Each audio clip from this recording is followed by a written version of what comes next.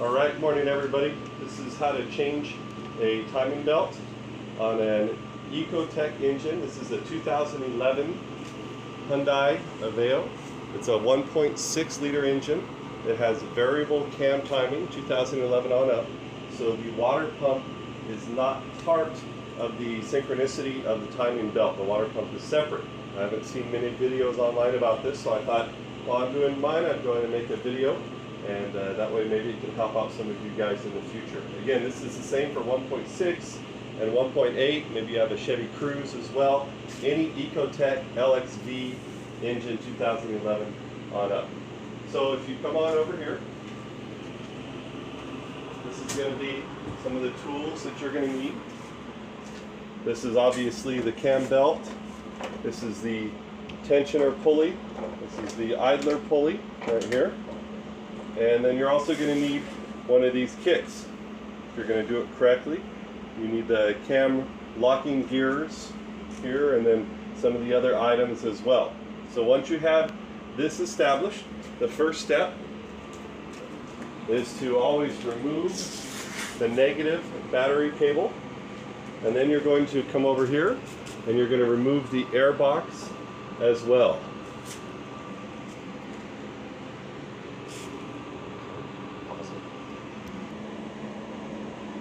So as you can see, the air box has been removed. The negative cable from the battery has been removed as well. I'll turn this hose out of the way. These little clips, to get them off, you need to pull the yellow all the way out, and they're going to pop off. The next step is to take off the cam belt cover. Two 10mm bolts, one right here, one right here. I had to use a universal to get in there to get this one off. It's never as easy as you think it's going to be, but now that they're both off, the cover should come up and out just like this, exposing our two cam belt gears right here and our first look at the timing belt.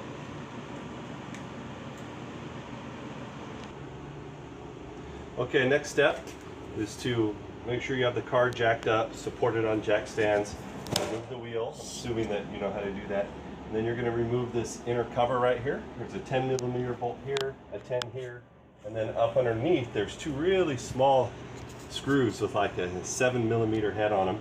But after you take those two out and these two out, the panel slides down. Oh, it's easier said than done.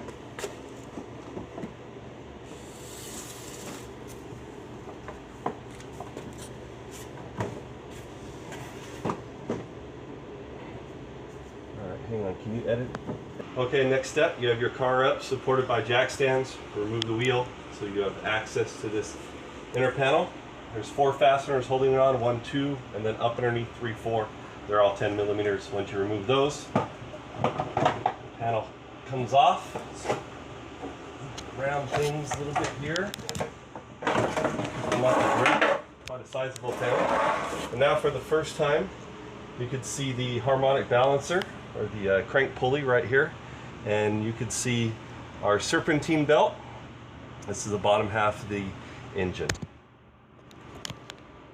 Move your serpentine belt. The serpentine belt, I know it's hard to see, I already have it off, but it comes around right here, goes underneath the tensioner, and then it goes over the alternator.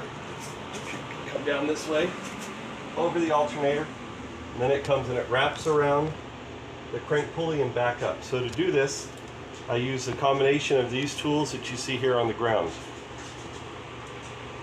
Oh, I didn't use this, I'm sorry.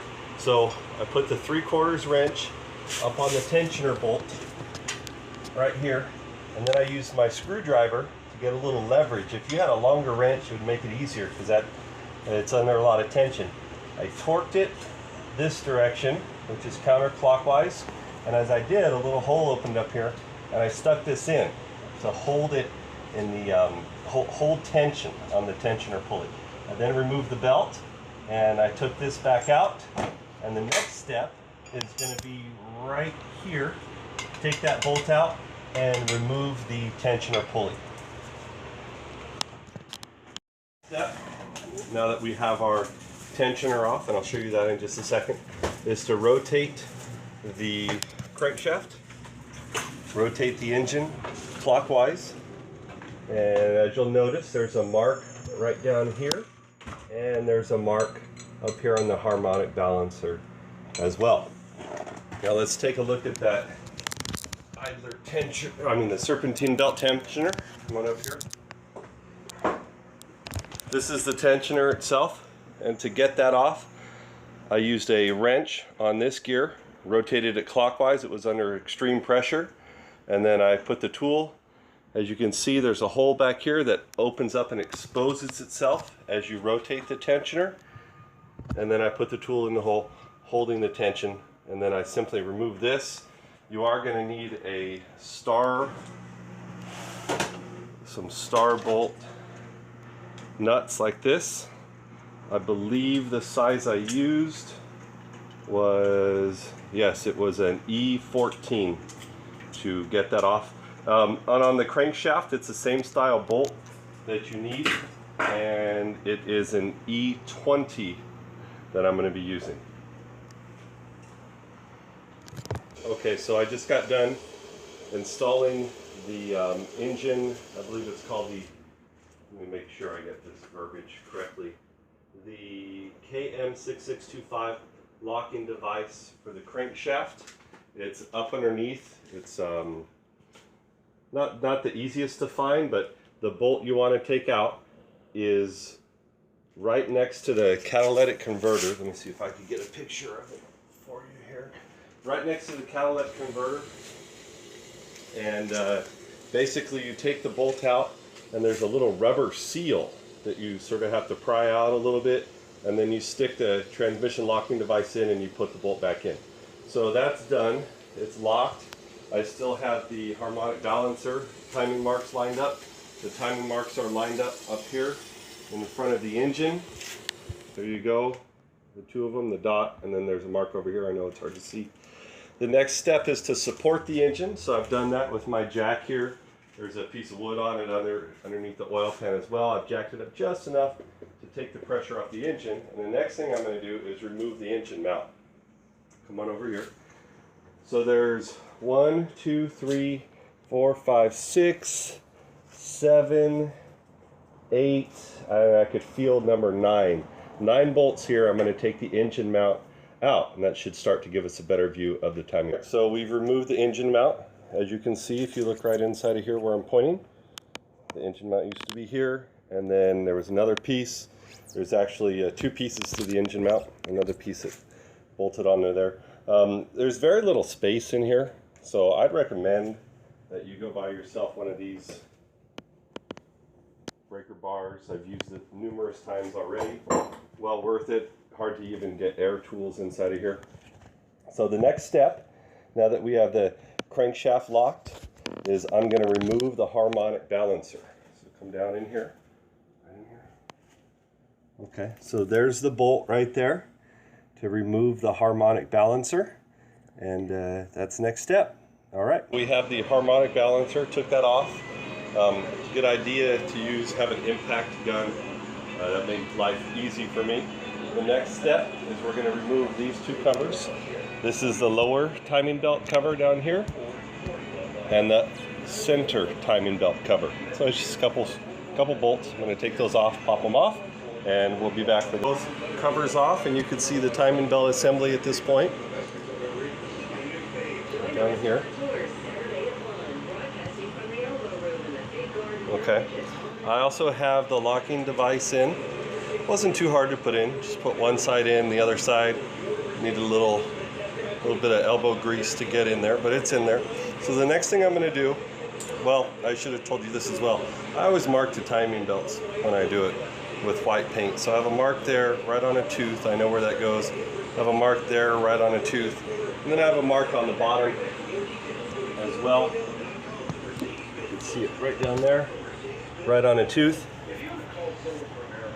As you can see, the lines are still lined up here. Okay, so why do I mark the timing belt? You never know what's going to happen. You take off one of these things.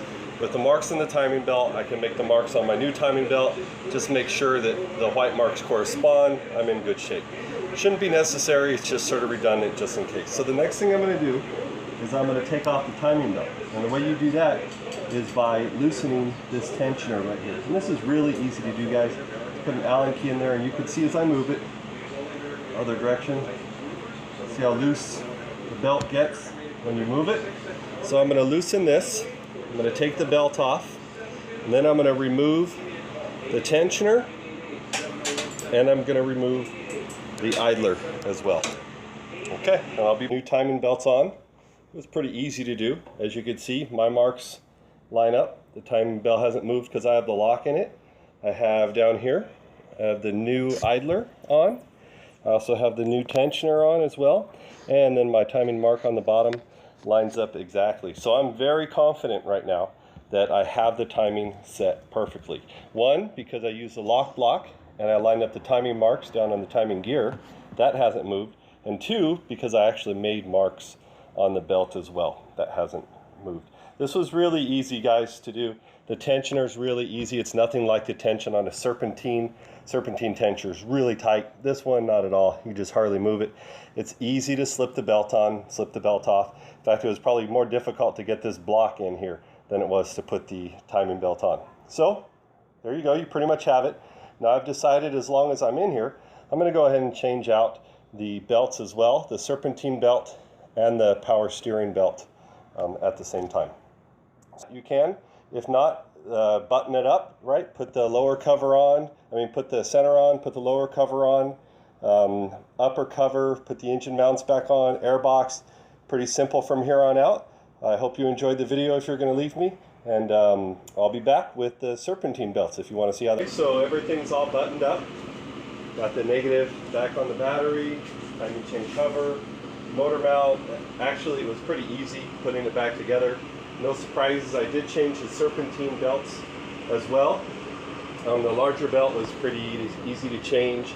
Just make sure you leave that pin in the tensioner to keep it so it's under tension, so the belt just slips right in there. And then it was sort of interesting changing the power steering belt as well, because there's no adjustment. I had to do it sort of the old school way, using a zip tie through the pulley itself, but I got that back on.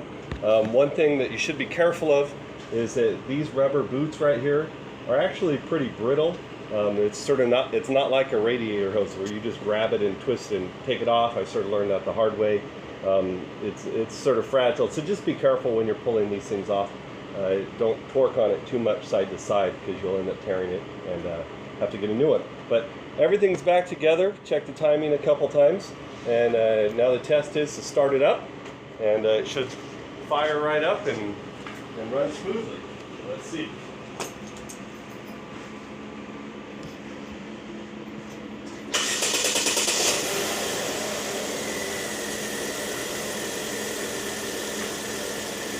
All right, there you go. Job well done. It took probably about 8 hours of wrenching on it. This was my first time doing it. If you have your own hand tools and a basic knowledge of mechanics, it's not really too difficult to do. I hope this video helped you guys out. And like I said, it's the first video I've ever done on a car. So please be patient, and I was just trying to help everybody. Good. Thank you to my daughter, who is 11 years old. She wanted me to read this. Just a few messages before we end the video. There are some logos accidentally seen. If anyone is offended by them, we apologize. There's no harm intentionally done. You will have noticed that we did not show our face. This is because we do not want to be shown on social media. The camera was probably shaking a lot. This is because the person controlling it has some work done on their legs lately, and we apologize for that. With that being said, be sure to leave a like, a comment, and a thanks for watching.